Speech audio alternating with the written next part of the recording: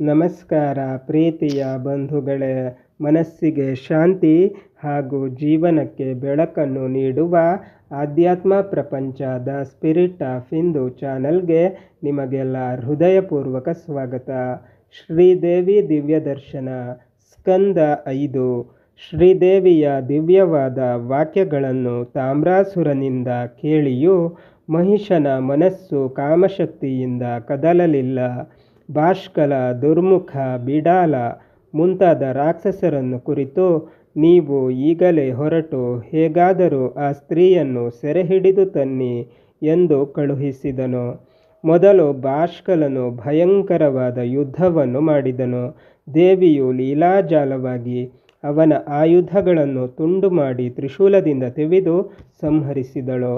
ಕೂಡಲೇ ದುರ್ಮುಖನೆಂಬ ದೈತ್ಯನು ದೇವಿಯನ್ನು ಬಾಯಿಗೆ ಬಂದಂತೆ ಬೈಯುತ್ತಾ ಹೋರಾಟ ನಡೆಸಿದನು. ದೇವಿಯ ವಾಹನವಾದ ಸಿಂಹದ ಮೇಲೆ ಗದಾಪ್ರಹಾರ ಮಾಡಿದನು. ದೇವಿಯು ಅನಾಯಾಸವಾಗಿ ಆ ರಾಕ್ಷಸನ ತಲೆಯನ್ನು ಕಿರೀಟ ಸಹಿತ ಕತ್ತರಿಸಿದಳು.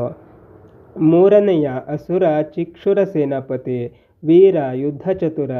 ದೇವಿಯ ದರ್ಶನವಾದ ಕೂಡಲೇ ಆಕೆಯ ಅತಿಶಯ ಕಾಂತಿ ಸೌಂದರ್ಯವನ್ನು ಕಂಡು ಮುಗ್ಧನಾದನು.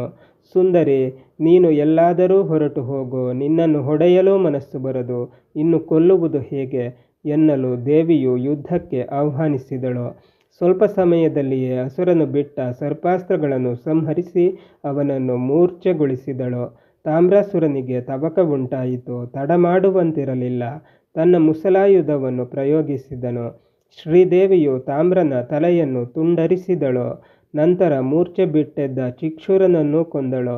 ಆನಂತರ ಅಪಾರ ಸಾಗರದಂತೆ ಮೇಲೆ ಮೇಲೆ ಬರುತ್ತಿರುವ ಅಸುರ ಸೈನ್ಯವನ್ನು ವಾಯುವು ಮೋಡಗಳನ್ನು ಓಡಿಸುವಂತೆ ಅವರ ಪ್ರಾಣಗಳನ್ನು ತೆಗೆದು ಯಮಲೋಕಕ್ಕೆ ಅಟ್ಟಿದಳು. ಅಸುರ ಸೇನಾಪತಿ ಅಸಿಲೋಮನು ಬಿಡಾಲನೊಡನೆ ಮಾತನಾಡಿ, ಈಕೆಯು ವಶಳಾಗುವುದಿಲ್ಲವಾದ್ದರಿಂದ ಯುದ್ಧ ಮಾಡಿ ಕೊಂದು ಬಿಡೋಣವೆಂದು ಮುಂದೆ ಬಂದನು. ಸಿಂಹದ ತಲೆಯ ಮೇಲೆ ನಿಂತು ಗದೆಯಿಂದ ಹೊಡೆಯಲು ಕೈ ಎತ್ತಿದನು. ಶ್ರೀದೇವಿಯು ಆಗಲೇ ಅವನ ತಲೆಯನ್ನು ಉರುಳಿಸಿದಳು. ನಂತರ ಬಿಡಾಲನು ಪೆಟ್ಟು ತಿಂದು ಭೂಮಿಯಲ್ಲಿ ಬಿದ್ದನು. ತನ್ನ ಕಡೆಯ ವೀರಾಧಿವೀರರೆಲ್ಲರೂ ಹತರಾದುದರಿಂದ ಮಹಿಷನು ರಥವನ್ನು ಹತ್ತಿ ದಾರುಕನು ನಡೆಸುತ್ತಿರಲು ರಣಾಂಗಣಕ್ಕೆ ಬಂದನು. ಬಾಹುಬಲ ಸಂಪನ್ನನಾದ ಮಹಿಷನು ಬರುತ್ತಿರುವುದನ್ನು ಕಂಡ ದೇವಿಯು ತನ್ನ ಶಂಖವನ್ನು ಊದಿದಳು. ದೇವತೆಗಳು ಹರ್ಷಿಸಿದರು. ಋಷಿಗಳು ಬಂದು ಸೇರಿದರು. ಅಸುರಾಧಿಪತಿಯು ದೇವಿಯನ್ನು ಕುರಿತು, ಶೋಭನಾಂಗಿ, ನಾನು ಅಪಾರ ಸಂಪತ್ತಿಗೆ ಅಧಿಪತಿಯು. ನನಗೆ ರೂಪು, ಬಲ, ಸಾಮರ್ಥ್ಯ, ಯೌವನವಿರುವುದು. ನಮ್ಮಿಬ್ಬರ ವಯಸ್ಸು, ನಿಲುವು, ಲಕ್ಷಣವು ಪರಸ್ಪರ ಹೇಳಿ ಸೃಷ್ಟಿ ಮಾಡಲ್ಪಟ್ಟಂತಿದೆ. ಕೃಪೆಯಿಂದ ನನ್ನನ್ನು ವಹಿಸಿ ಸುಖವಾಗು. ತಾನಾಗಿ ದೊರೆತಿರುವ ಈ ಭೋಗ ಭಾಗ್ಯಗಳ ಅಧಿಪತಿಯಾದ ನನ್ನನ್ನು ತಿರಸ್ಕರಿಸಿ ಹಿಂದೆ ಮಂಡೋದರಿಯು ವ್ಯಥೆಪಟ್ಟಂತೆ ಕಳೆದುಕೊಳ್ಳಬೇಡ. ನಿನ್ನ ತಿಳುವಳಿಕೆಗಾಗಿ, ಹಿತಕ್ಕಾಗಿ ಮಂಡೋದರಿಯ ಚರಿತ್ರೆಯನ್ನು ಹೇಳುವೆನು, ಕೇಳು. ಸಿಂಹಲದ ಸಾರ್ವಭೌಮನ ಮಹಿಷಿ ಗುಣವತಿಯ ಮೊದಲ ಮಗಳು ಮಂಡೋದರೆ. ರೂಪು, ಯೌವನ, ಕಲೆ, ಶಾಸ್ತ್ರಗಳಲ್ಲಿ ಪರಿಣಿತಳಾದ ಪುತ್ರಿಗೆ ಮದ್ರದೇಶದ ಸುಧನ್ವರಾಜನ ಮಗ ಕಂಬುಗ್ರೀವನು ಯೋಗ್ಯನಾದವರನೆಂದು ಆಯ್ಕೆ ಮಾಡಿದನು. ಆದರೆ ತಾನು ವಿವಾಹವಾಗಿ ಪತಿಯ ಅಧೀನಳಾಗಿರಲು ಮಂಡೋದರಿ ಒಪ್ಪಲಿಲ್ಲ. ತಾನು ಉಪಾಸಕಳಂತೆಯೂ ಜ್ಞಾನಿಯಂತೆಯೂ ದೂರದರ್ಶಿಯಂತೆಯೂ ಮಾತನಾಡುತ್ತಿದ್ದಳು. ಒಂದು ದಿನ ಕೋಸಲದ ರಾಜ ವೀರಸೇನನು ಉದ್ಯಾನವನದಲ್ಲಿ ಸಖಿಯರೊಡನೆ ಆನಂದವಾಗಿ ಅಡ್ಡಾಡುತ್ತಿರುವ ಮಂಡೋದರಿಯನ್ನು ಕಂಡು ಮದುವೆಯಾಗೆಂದು ಹೇಳಿದನು. ಮಂಡೋದರಿಯು ಅವನನ್ನು ತಿರಸ್ಕರಿಸಿದಳು. ಕೆಲವು ಕಾಲ ಕಳೆಯಲು ಮಂಡೋದರಿಯ ಸಹೋದರಿ ಇಂದುಮತಿಯ ವಿವಾಹ ನಡೆಯಿತು. ಆಗ ಅಲ್ಲಿಗೆ ಬಂದಿದ್ದ ಅರಸರ ಪೈಕಿ ಮದ್ರಾಧಿಪನನ್ನು ಕಂಡು ಮಂಡೋದರಿ ಮನಸೋತಳು. ತಂದೆ ಚಂದ್ರಸೇನನು ಮಗಳ ಇಚ್ಛೆಯಂತೆ ಮದ್ರಾಧಿಪನಿಗೆ ಕೊಟ್ಟು ಮದುವೆ ಮಾಡಿದನು. ಕೆಲವು ವರ್ಷಗಳು ಮಂಡೋದರಿ ಸುಖವಾಗಿದ್ದಳು. ಆದರೆ ಮುಂದೆ ಮದ್ರಾಧಿಪನು ಸಿಕ್ಕಿದ ಸ್ತ್ರೀಯರೊಡನೆ ಕ್ರೀಡಿಸುವುದನ್ನು ಕಂಡು ಕೇಳಿ ಬೇಸರಗೊಂಡು ತನ್ನ ಬಾಳು ವ್ಯರ್ಥವೆಂದು ಜೀವನದುದ್ದಕ್ಕೂ ಸಂಕಟಪಟ್ಟಳು ಎಂದನು. ಮಹಾಲಕ್ಷ್ಮಿಯು ಮಂದಹಾಸದಿಂದ, ಮೂರ್ಖ ಮಹಿಷ, ನನಗೆ ಈಗಾಗಲೇ ಪತಿಯು ಇರುವನು, ಋತಾಲಾಪವೇಕೆ? ನಿನ್ನ ಕೊನೆಗಾಲವು ಸಮೀಪಿಸಿದೆ. ನಾನು ದೇವತೆಗಳ ಕಾರ್ಯಕ್ಕಾಗಿಯೇ ಅವತರಿಸಿರುವೆನು. ಸಮರಾಂಗಣದಲ್ಲಿ ನಿನ್ನನ್ನು ಸಂಹರಿಸಿ ಸಮಸ್ತ ದೇವತೆಗಳಿಗೆ ಸಂತೋಷವನ್ನುಂಟು ಮಾಡುವೆನು. ದೇವತೆಗಳ ರಾಜ್ಯವನ್ನು ಅವರಿಗೆ ಬಿಟ್ಟುಕೊಟ್ಟು ನಿನ್ನ ದೇಶಕ್ಕೆ ಹಿಂತಿರುಗು.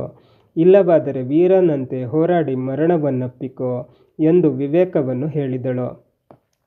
ಮಹಾದೇವಿಯು ತನಗೆ ಮಣಿಯುವುದಿಲ್ಲವೆಂದರಿತ ಮಹಿಷನು ಬೇರೆ ಮಾರ್ಗವನ್ನು ಕಾಣದೆ ಕದನಕ್ಕೆ ಸಿದ್ಧನಾದನು. ಅಸುರನ ಕಡೆಯವರಾದ ದುರ್ಧರ, ತ್ರಿನೇತ್ರ, ಅಂಧಕರು ಹಸುವನ್ನು ನೀಗಿದರು.